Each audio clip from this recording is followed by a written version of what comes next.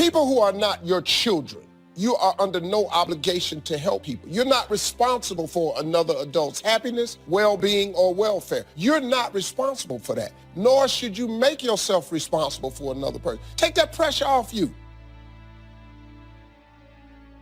Take a look at the people that are around you, and if they're not on the side of what's good for you, then walk away. Why do we care so much about people who don't care about us? That won't be there in the hard times, that won't be there when you hit rock bottom, that won't be there in your struggle, that never call you and ask you how you doing, that never call you and see how your day is going. Why do we care about what they think? Character is that way. That's why a person with character does not live on what's popular. They live on what is principle. The company you keep tells a whole lot about you. Someone say out loud, check your circle. See, the people around us, I don't care what your job is, I don't care how strong you are, I don't care how far down the road of life, the people around you, the more time you spend with them, I don't care who you are, you're going to become like them. Sometimes when you give from your heart, you are empowering people. And when you empower the wrong one who has malicious intent, they got their hand out because they have no power. They're weak, they're broke, they're struggling. Something is going on. And you reach your hand out to them. You let them move into your home. You let them borrow money. You let them use your car. So therefore you are empowering them. They take your hand, and as soon as they get off the ground, that hand becomes a fist, and they proceed to knock you out.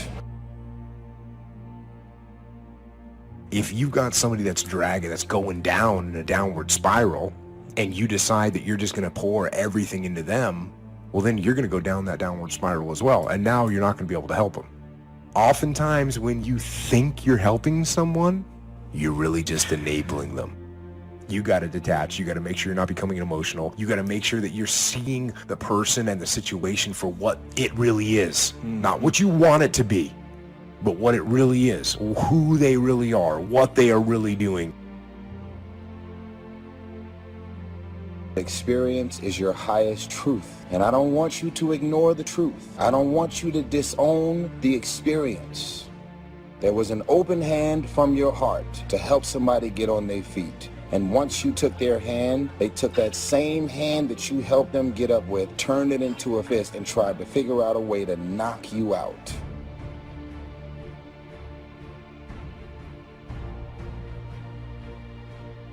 Do you notice that 95% of all your voicemails are a request? Don't you become the 911 in everybody's life. Just stop. Release yourself under pressure. Now her number, I would just block her number. I just learned how to block numbers. Did you all know that? It's the greatest, oh my God. Oh. That's what I gave myself for Christmas. My life's so good right now. Some of y'all right now are in relationships and friendships that you are clearly being used and taken advantage of. They're jealous of who you are and all the things you have, and yet they're using you for these various things. Pay attention to people and who they really are. Don't manipulate your mind to thinking, you know what, maybe I'm just being a negative person. There's this thing called instincts, intuition, and discernment. Pay attention to them. Don't disown them, because you will end up in pain in the end. Here's how you know if someone's your friend. You can tell them bad news, and they'll listen. They won't tell you why, you're stupid and why that bad thing happened to you and how something worse happened to them once and, derail the whole conversation. You can tell them good news, and they'll help you celebrate. And that's a really good way of deciding who you should have around you. We've all been used, we've all been taken advantage of. It doesn't feel good. And when you get used and taken advantage of or manipulated, you're doing everything and operating and coming from your heart. But unfortunately, other people have malicious, evil, and vindictive intentions towards you. And all you have to do is forgive those, but more importantly, learn from it. You find yourself in success. You lose yourself in significance. It's when we begin to add value to others that we begin to lose ourselves, because now the cause is greater. Our why, our purpose, our why is bigger than us. When you find your why, you'll find your way. Everything changes at that time. Because once you find that, it puts you in your power place. See, if you know what your life work is, I encourage you to start working on it. And if you don't know what it is that you showed up to do, I encourage you to find out what your purpose is here. What is the meaning of your life? What will be different? Have you ever asked yourself that question?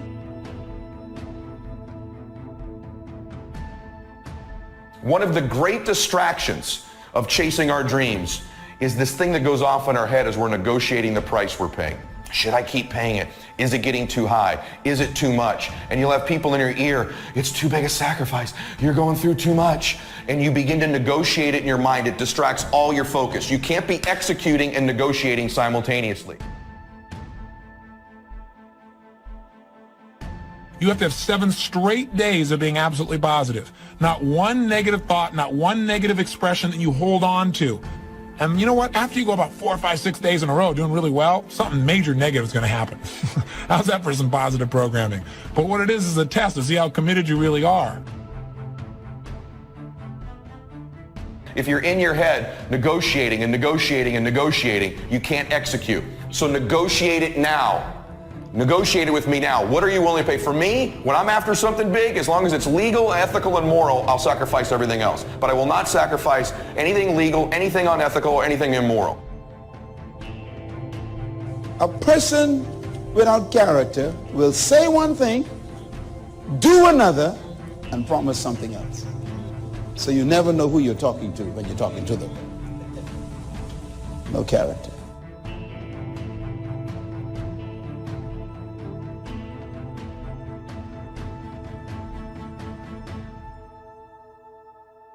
We should not fear failure, for example. Anyone can fail, and virtually everyone does at one time or another. But if we should not fear failure per se, we should fear failure to do our best. Do not cast pearls before swine. A very, very harsh statement, right? But what it means is, if you're offering words of wisdom to someone in the genuine attempt to help, and they treat that with contempt, then shut up. You're demeaning your words by throwing them away. And that we should refuse to accept. You're never just a victim of circumstances. No matter what happens, you're never without options that can get you back on track. It takes courage to recognize that, but I would suggest that we should accept that responsibility, because no one is really going to accept it for us. I wanted everybody to like me. I wanted to be perfect the first time I did something. It's not going to happen. You're going to make some mistakes. You're going to hurt some folks' feelings. You're going to create some enemies. Whenever you decide that you want to begin to take life on, you've got to ask yourself, how long am I going to allow this to hold me back? It's about treating people the way you would want to be treated, and doing the tasks that you don't necessarily want to do, but that you know will help you. It's about facing your fears so you can conquer them. You're so consumed with everything that's going on in the world. This is the reasons you haven't figured out your own life yet. Every website, every tweet, every Instagram post, with everything that's going on in the world, you're ignoring your own world. You can never shine trying to sit on someone else's sun. You can never figure out who you are if you're consumed in everything that everybody else is and what they're doing and the moves that they're making. Can you get laser obsessively focused almost to its exclusivity, almost, but for an extended period of time, towards something you want so badly, you want it like oxygen. It's like you want it like you want to eat. You want it like you want to live, right? Are you extendedly laser focused on it, or do you get distracted easily? We're to find ourselves, isn't it interesting, to lose ourselves. And we lose ourselves when our purpose becomes bigger than us. To find a purpose, how important. But then to take that purpose and place it in a position that has eternal factors involved is to lose yourself and to go to another whole level of life and another level of living. It's here that wisdom provides very real, very practical benefits. It's wisdom that provides a sense of life's value and assurance that all the effort has been worthwhile. There's no question that we must take care of our material needs, but a fulfilled life requires meaning as well as substance. Unfortunately, many people reject what God made them to be. And they spend their entire lives trying to be something they're not. And then they wonder why they're so unhappy and so unfulfilled. You were made to be you, not anybody else. And if you try to be somebody else that you're not shaped to be, you're going to be miserable.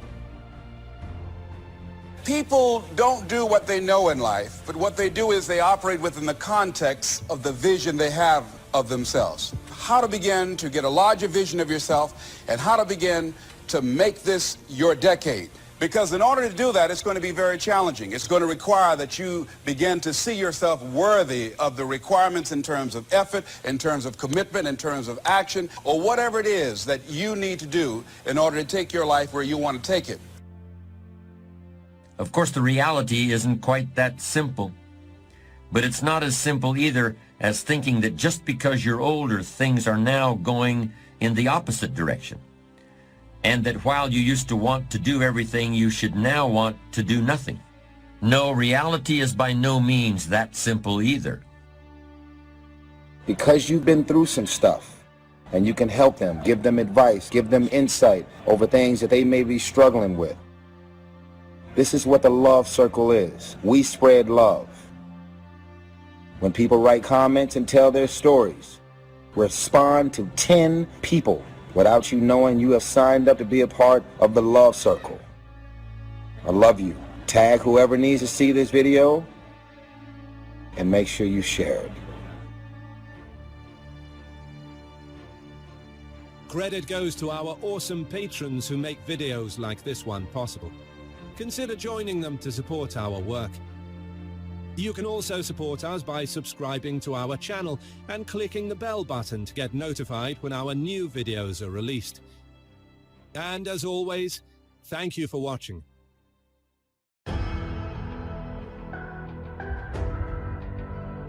When you get to the point where all you want to do is be successful as bad as you want to breathe, then you'll be successful.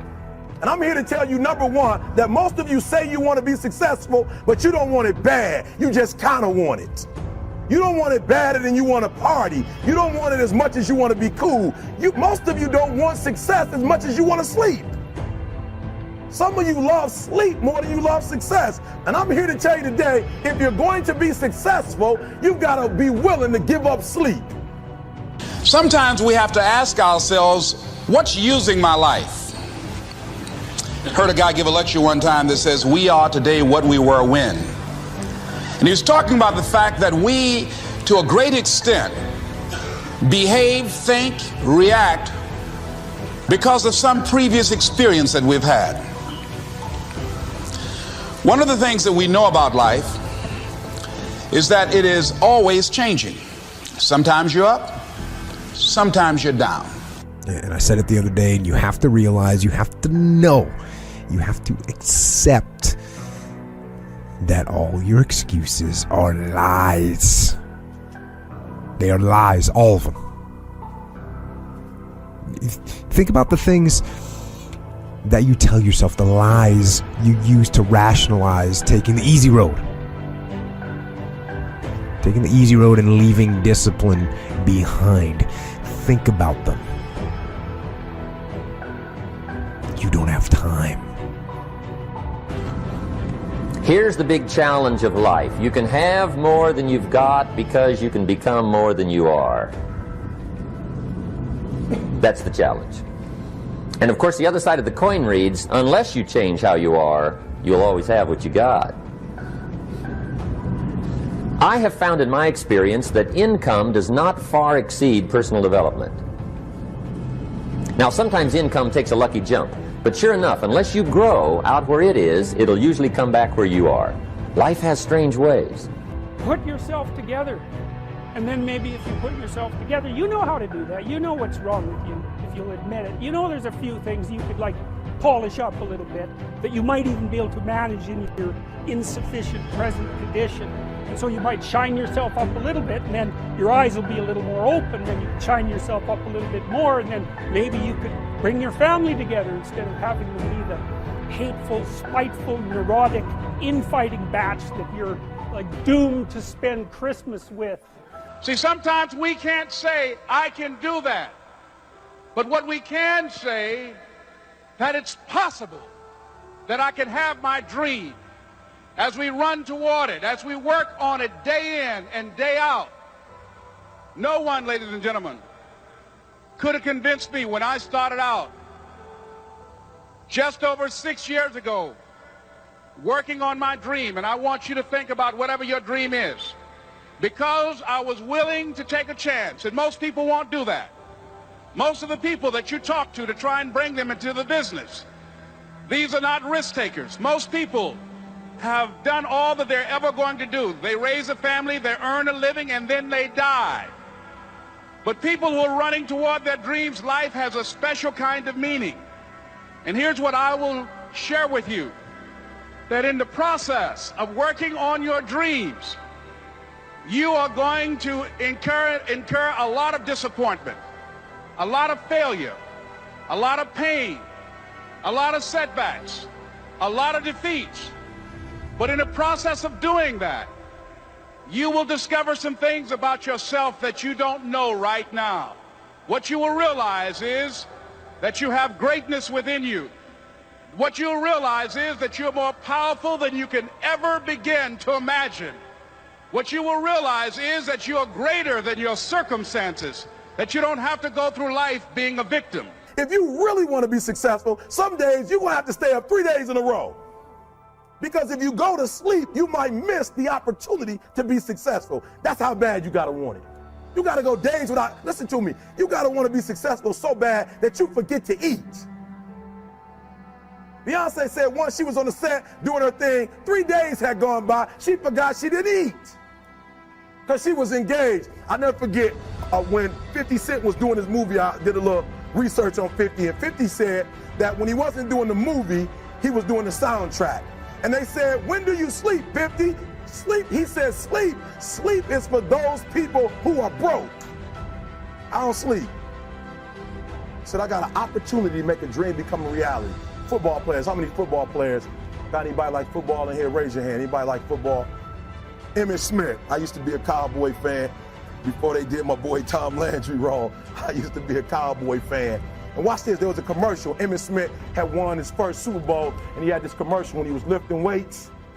I don't know if you saw the commercial when he was lifting, and Emmitt said, you know what? I won the Super Bowl, so I can rest now. He was doing his bench press. So he said, I won the Super Bowl, so I can rest now. So he throws up about 325, boom, and he rests for about 2 seconds. Did you see that? He'd already won a Super Bowl. He said, I think I'm going to take a rest. And he rests for how long? 1 second. Most of you won't be successful because when you're studying and you get tired, you quit. And I'm here to tell you today, if you got somebody came in my office the other day crying.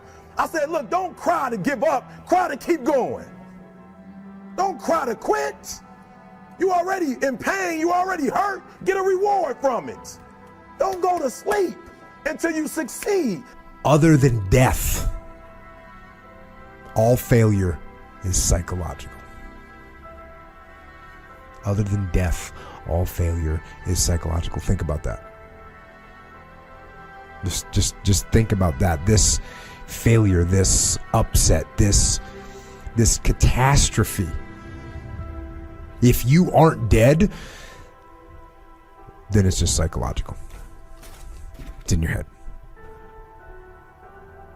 Now, this does not mean that you won't lose some battles, because you will. We all will.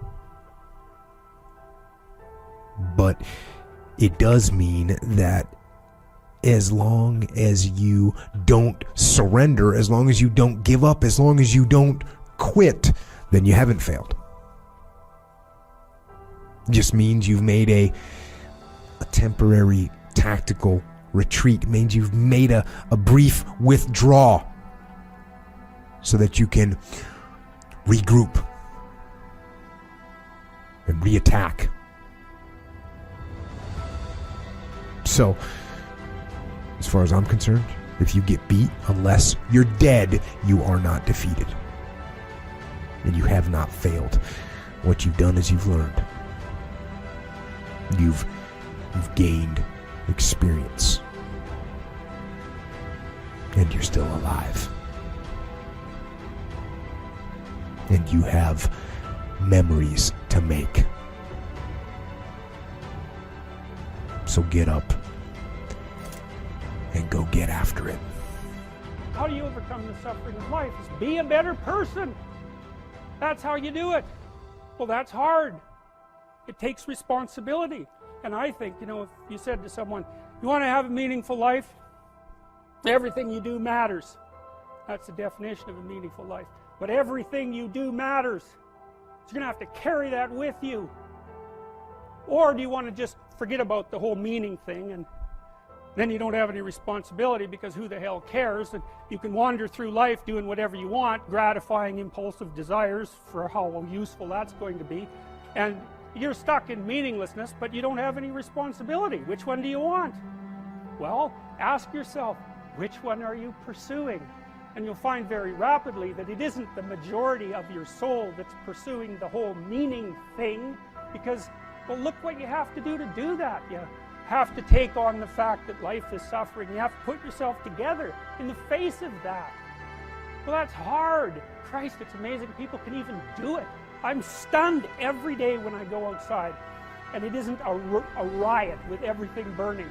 Because really, God, you talk to people, it's like, I knew this guy, he'd been in a motorcycle accident and it really ruined him, and he was like a linesman, you know, working on the power, and he was working with someone who had Parkinson's disease, and they had complementary inadequacies, and so two of them could do the job of one person, and so they're out there fixing power lines in the freezing cold, despite the fact that one was 3/4 wrecked with a motorcycle accident and the other one had Parkinson's. It's like, that's how our civilization works. It's like, there's all these ruined people out there, they've got problems like you can't believe.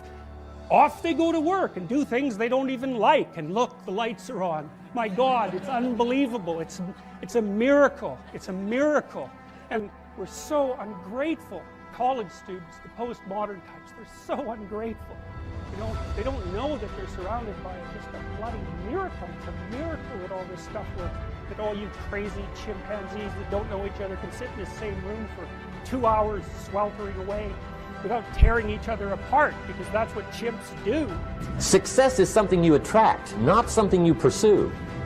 Success is looking for a good place to stay.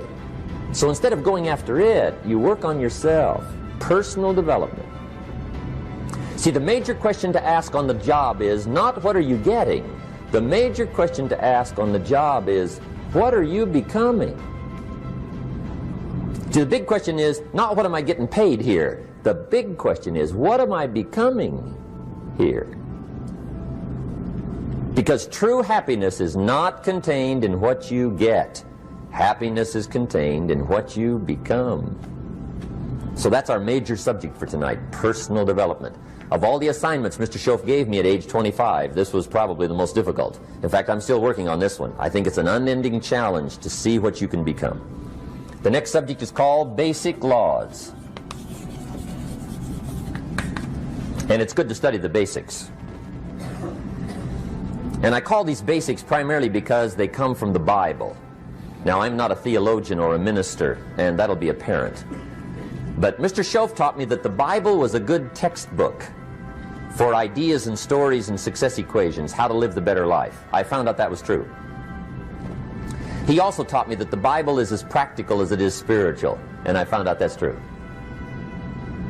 If you look at your bank account and your income and you're not happy, there are several places in the Bible to check to see what the heck's wrong so you can make the changes. And we're going to cover some of those tonight, called basics. Okay, the next subject is my favorite, setting goals. Mr. Shoaff taught me how to set goals. What a favor that was. One morning at breakfast, shortly after I met him, he said, Jim, let me see your current list of goals and let's go over them and talk about them. He said, maybe that's the best way I can help you get a better direction started. And I said, I don't have a list. He said, well, is it out in the car or home somewhere? I said, no, sir. I don't have a list anywhere. He said, well, young man, that's where we got to start. He said, I can tell you right now, if you don't have a list of your goals with you, he said, I can guess your bank balance within a few $100s.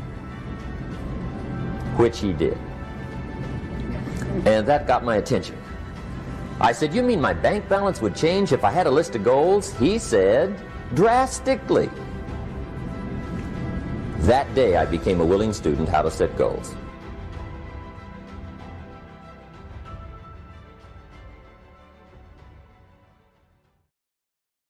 You're gonna face pressure, you're gonna face storms, you're gonna face suffering. Live in harmony with each other. But it's a lot of other parts coming together in harmony. It's a picture of what it looks like in our faith to walk with one another. It's not what you do for a living. It ain't how much you make. It ain't none of that. It's simply how you think. If you change your thought, you change everything. You change your attitude, you change your altitude. It's all that. It's the law of attraction. Your attitude is everything. That's what it is. Money ain't everything, but it's very helpful. It ain't everything, but it's a lot. A seed is a tree, but it must become the tree. And that's the way you are right now. You are a great woman, an awesome man, but you must become. It is my passion, my hope, my anchor, that no human being die until they are manifested. Let's meet you before you go. Let the world see who you really are before you leave us. Show us yourself. Show yourself. What is your ultimate destiny and your goals? God will never give you something somebody else is supposed to have. So all while you're consumed and focused on somebody else's career, how much they got in their account, their moves, their blessings, and their opportunities, your own career, your own focus, your own path is being further dumped in the back seat. God didn't bring you in this world to be focused on what everybody else is doing. You have a choice. Your mind has to listen to you. Part of your will is to bring your mind into order. Now, the reason why most people are ineffective in life and actually fail at life is because they've never learned how to fight the battle of the mind. Happiness is both a grasp of the obvious as well as an awe of the mysterious. But for most people around us, happiness seems to be either something left behind or something yet to be discovered. Like all the good things in life, happiness is elusive by nature, but not impossible to capture. If there is a magic word that stands out above all the rest, this is the one: discipline. A lack of self-discipline is a lack of knowing what you want in life. And when you don't know what you want, you won't have any self-discipline power to get there. Self-discipline makes consistency possible, and consistency compounds. It always has, and it always will. In difficult times, it's tempting to get sour. Joel, I was doing the right thing. Had this bad break. This setback came out of nowhere. Put your foot down and say, I refuse to go through life with a bad attitude. I am not going to let what happened to me, who did me wrong, what I didn't get, keep me from becoming all I was created to be. Too often, we're holding on to the hurts, disappointments, the things we don't understand. That poisons our attitude. You have to let it go. This is a new day.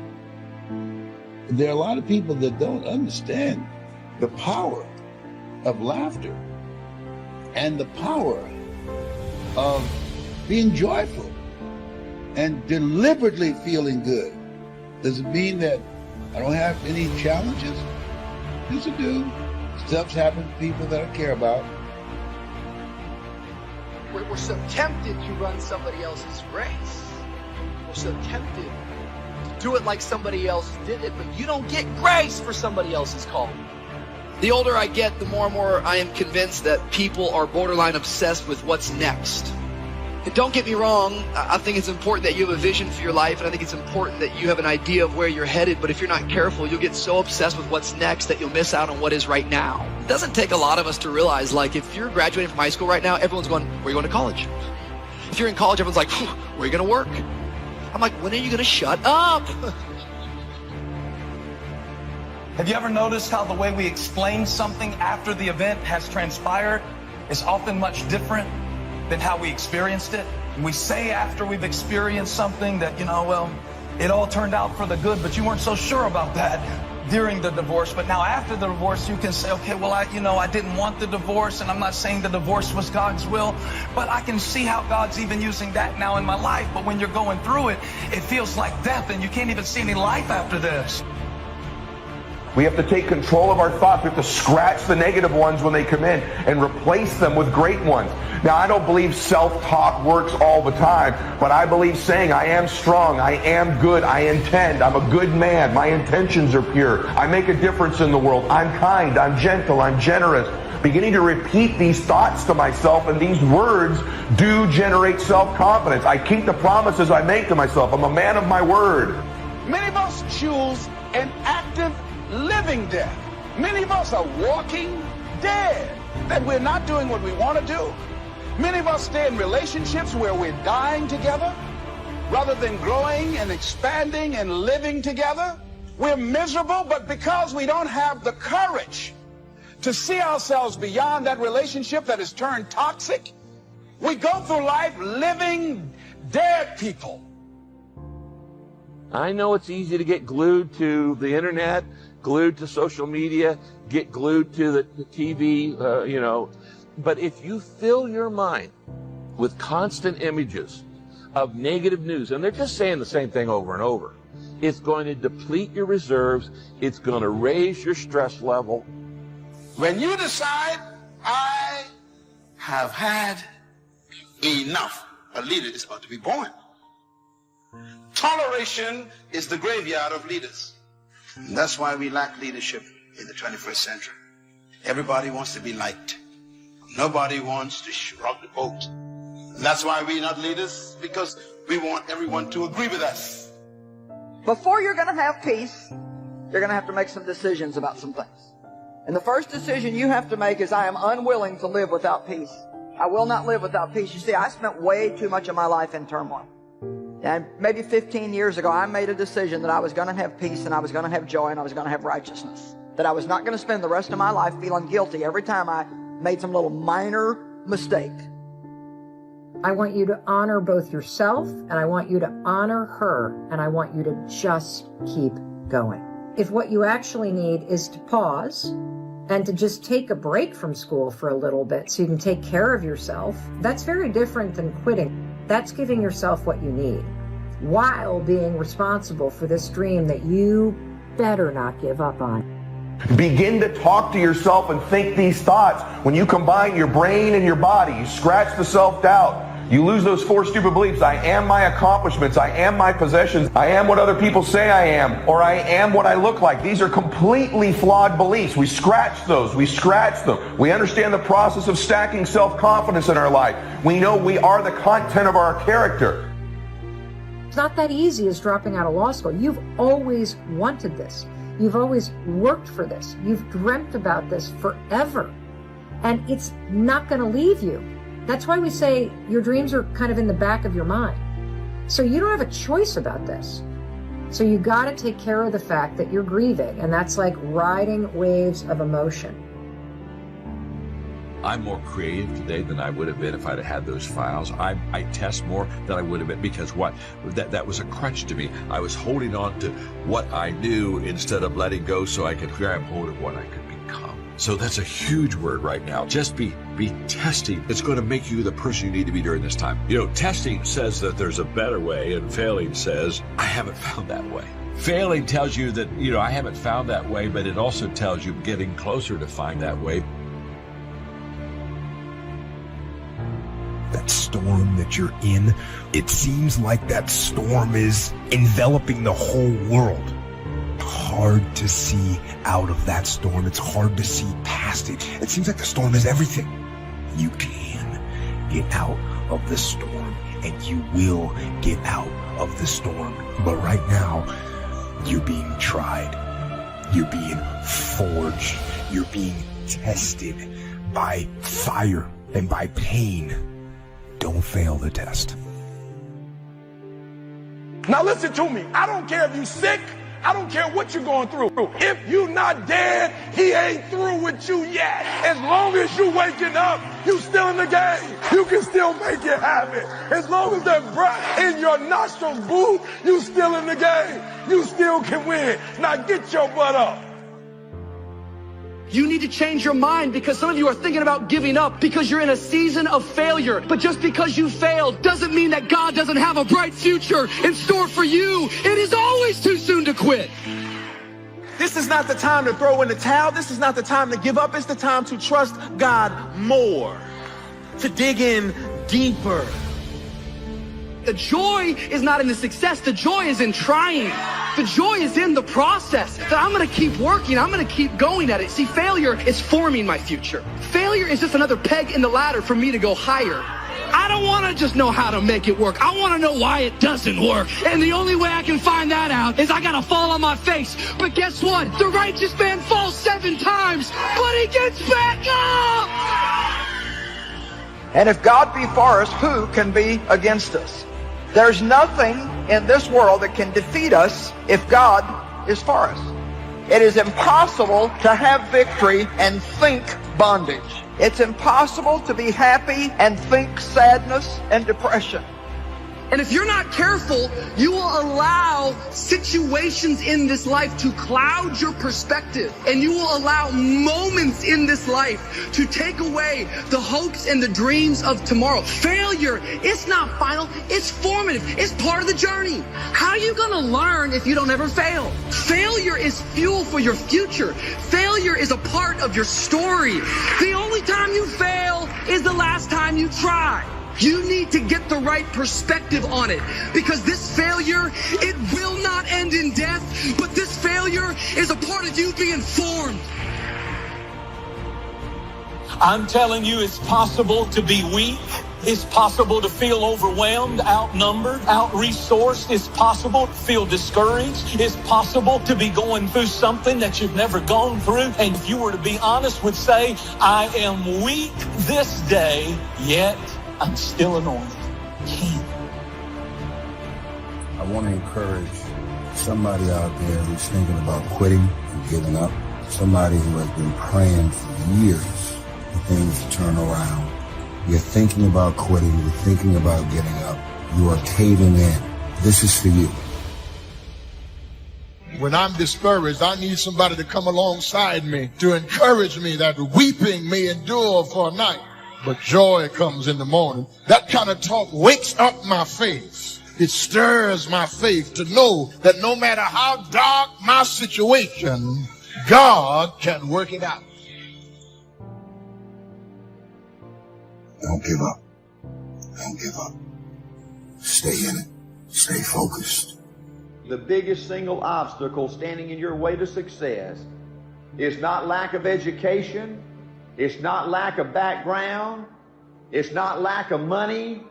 It's lack of belief in yourself. I believe the most important thing to winning is you. It's what kind of person you are, what kind of husband you are, what kind of wife you are, what kind of dad you are, what kind of mom you are, what kind of example you are. See, folks, you are it. You are everything. The most important thing to winning it is your attitude about you. It's your attitude about life. Positive thinkers win, and negative thinkers lose. Whatever you expect to happen with confidence happens. The fundamental key to success is what you believe is true for yourself. Not what you want, not what you desire. It's what do you believe? The first thing you've got to do to get what you want is believe that you can. Believe it's possible for you to have it. And if there's someone out there that has done it, why the f ain't it possible for you? We are all born with the same amount of time in a day. And anything that they can do, you can do too. People always say, you gotta love the work. You gotta love what you do. You don't have to love what you do. You gotta get addicted to what you do. You gotta be addicted to winning. You gotta cross the line in life. If you really want to make it and you ain't got a bunch of money, you're not born rich, you gotta cross the line. You gotta go where nobody else wants to go. You gotta work the hours nobody else wants the hours. You gotta put in 18-hour days sometimes. You gotta go further than the average guy next to you.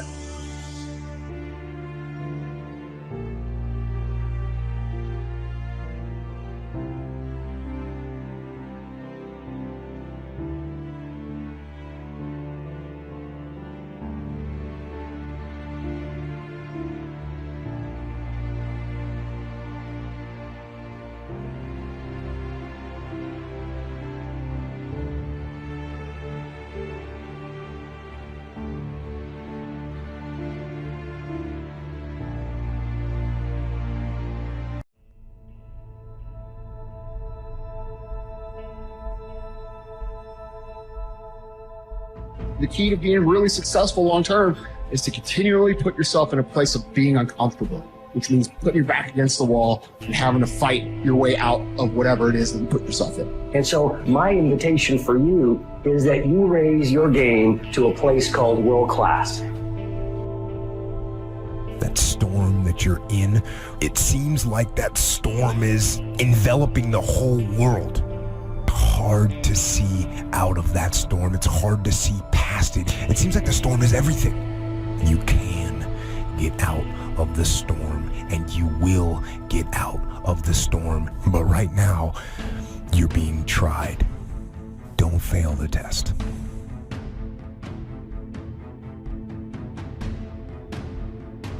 Live your life, make your mark. Don't wake up every day being consumed in everybody else's thoughts and their intentions. Live your life and make your mark. You're not supposed to be another person that lived and died and didn't do anything significant.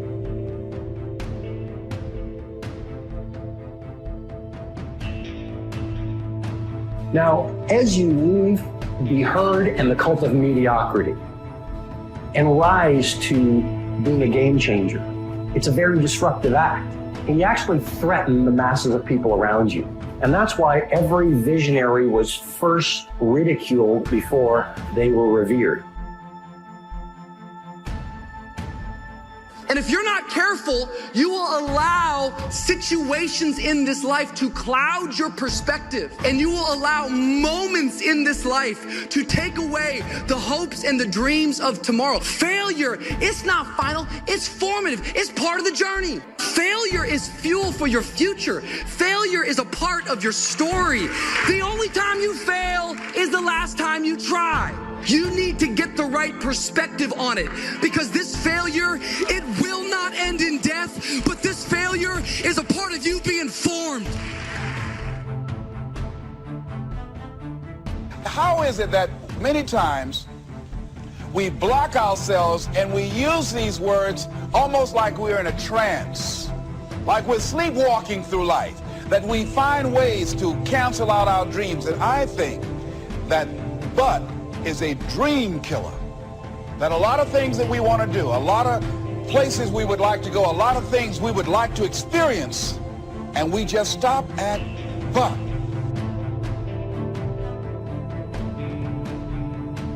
Wisdom of the world available. Transform your life spiritually, socially, personally, economically, and every other way.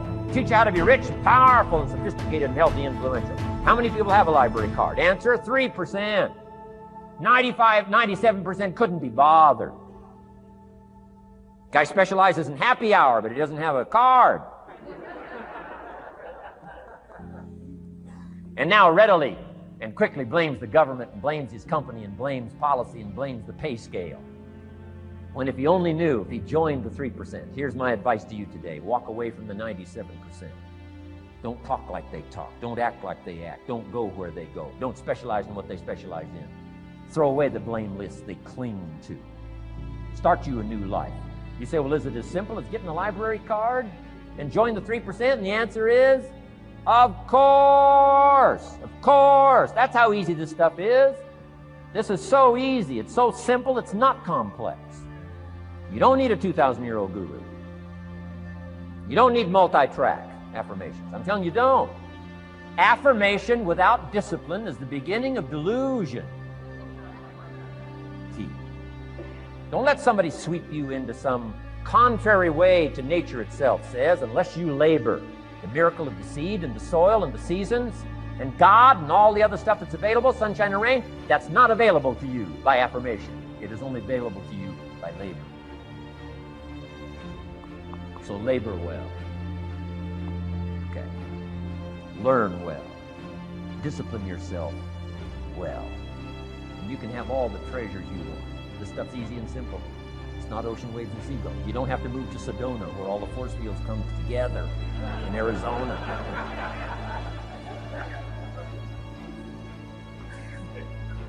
Let's teach our kids the simple ways to transform their health, number 1. Their economics, number 2. Their ability to communicate, number 3. Their life and treasure and lifestyle, number 4. Spirituality, number 5. And the list goes on and on. Let's not leave out any of the least of disciplines that encourage us to do the next one, to do the next one, to do the next one. The first thing you know, this whole scenario for you is spinning up instead of out of control on the negative side. This is all you got to do. It's as simple as this. It's as simple as a start, committing yourself to life change. And once you start down this road, I promise you, you'll join the 10% and the 3%. We're going to talk financial independence in just a little while. Guess how many people can retire from the income of their own personal resources when it comes time to retire? Answer, 5%. In the most independent country in the world, 95% are dependent, 5% are independent. Take charge of your own retirement. I'm telling you, if you take charge of your own retirement through personal development and all these skills we've taught today, plus what's coming up, financial independence, I'm telling you, take charge of your own retirement, you can multiply it at least by 5, maybe by 10, maybe by 20, maybe by 100. Let the government take care of it, some company take care of it, you got to divide by 5. Take charge of your own life, take charge of your own day, take charge of your own conversation, take charge of your own family, take charge of your own possibilities. And learn these skills, develop this kind of strategy, and I'm telling you, life will open up for you. Join the 3%, join the 10%, join the 5%, walk away from the 95%. Because every time you break, and in every way that you break, it's a chance for you to give up and for you to just to fall apart. But there's also opportunity. There's opportunity to get stronger and get more resilient and get better. Negative is not to be ignored, it's to be mastered. It makes us better than we are to wrestle with it. It makes us better than we are to be alerted to ignorance that moves into your life, or procrastination that moves in and robs you of your fortune. You got to do battle with the enemies on the outside and on the inside. So learn how to handle the negative. Leadership does not begin with people. It begins with you first. Let me give you a couple of things to write down. Everyone is a leader. But leadership begins with how you think. Leadership is born when toleration ends. Why? Whatever you tolerate, you will never change.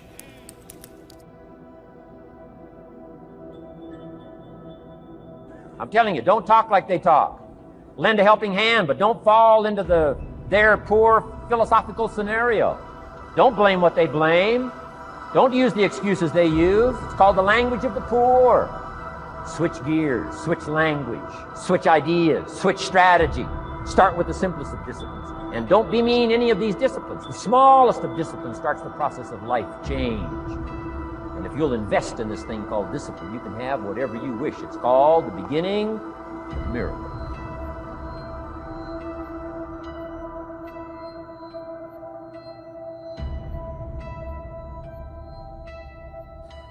Now here's the last clue on discipline. Do the best you can. We covered earlier, but here's a good scenario for the do the best you can. I've got a good question for you. Is the best you can do all you can do? And the answer is no. Strangely enough. If we all fell on the floor right now and did as many push-ups as we possibly could, and let's say for some reason you haven't been into push-ups lately, I can't imagine why, but let's say the best you can do is 5. And you look up at the rest of us and say, hey, 5 is the best I can do. We can tell by the look on your face that's probably true. 5 is the best you can do. Now, is 5 all you can do? The answer is no. If you rest a little, you can do 5 more. Wow. And if you rest a little, you can do 5 more.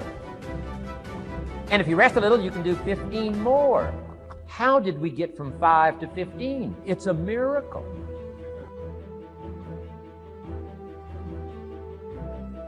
And if you rest a little, you can do 15. Rest a little, you can do 15. Rest a little, you can do 20. How did you get from 5 to 20? It's a miracle. Did you know you can keep doing that? Do a little more, rest a little, do a little more, rest a little, and finally get up to 50 push-ups? Is it possible to get up to 50 push-ups? Of course. How do you go from 5 to 50? It's a miracle. How do you get a miracle going? Number 1, do what you can. Don't leave out what you can, from writing a letter to your mother in Florida. Start cleaning it all up. 2, doing the push-ups. Go from 5 to 50. It's a miracle. Number 1, do what you can. Number 2, do the best you can. Here's number 3, rest very little.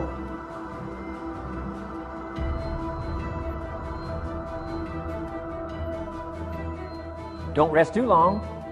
Why? The weeds take the garden. Kids have got that figured out. Can't rest too long.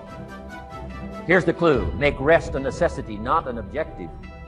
The objective of life is not to rest. The objective of life is to act. Think of more disciplines. Think of more ways and means in which to use your own wisdom and your own philosophy, and use your own attitude, your own faith, your own courage, your own commitment, your own desires, your own excitement. Invest it, invest it, invest it, invest it in discipline so that it's not wasted. The smallest of discipline, thereby transform your life. Join the 5%, join the 10%, join the 3%. Guess when I went and got this little book, Richest Man in Babylon? The same day I heard about it. I went and got it.